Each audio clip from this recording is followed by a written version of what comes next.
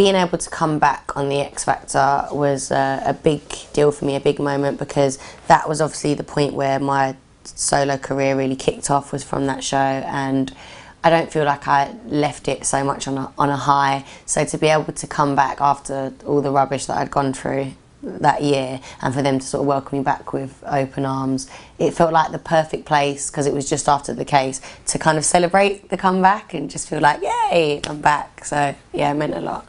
Going back to the X Factor is something that I definitely feel that I could do now because of the place that I'm in. Like, I understand, like, with that show, anyone doing it, it takes a lot of energy and a lot of, you know, you have to feel it, you have to want to do it, and you need that passion. And I feel like the place that I'm in now, I definitely have that back again. So yeah, it is something that I could and would do. Do you feel like you lost the passion for it at the end of it then? I never let it affect my job. I still, you know, want it to be there. Don't get me wrong, like, I wasn't putting on a fake show. It was just a case of that the fight had sort of left me. It wasn't just the passion for the show, it was the passion for everything. And I think maybe that might have showed a bit, not just like on X Factor, just in general that year. I think I just needed like a break. I've had one. I wouldn't say I regret pretty much anything, because I'm all about the turning negatives into positives. So any negative emotions that I felt from it obviously made me the person I am today. But I don't think, like I said, it wasn't the show. I did go through a stage on that year before this hoo-ha happened where I didn't want to do anything. Like, I wanted to give up music, TV. I didn't, literally just wanted to completely step out of the industry, and that was just me being, you know, drained, grafted from the age of 11 to get to where I was.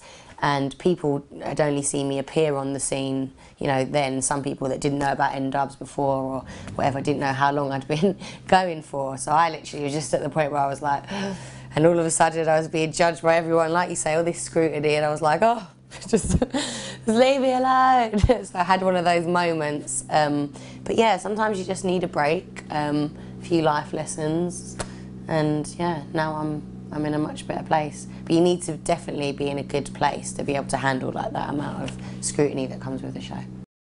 Obviously I was really sad to see Stereo Kicks go. It's never a nice moment or a nice experience. Obviously makes it 10 times harder when you know the act and you've been around them.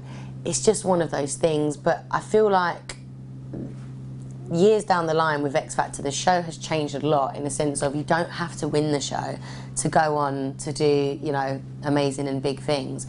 Looking back on the last year that I was on, Ella didn't win it, and now out of that year is the biggest act to come from it.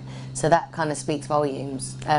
So even though it's a sad time, and I know the boys are probably, you know, really upset, I feel like it all feels a lot worse for them now than what it could be in the future, because they can still go on to be massive and do great things. It's only the beginning of their career.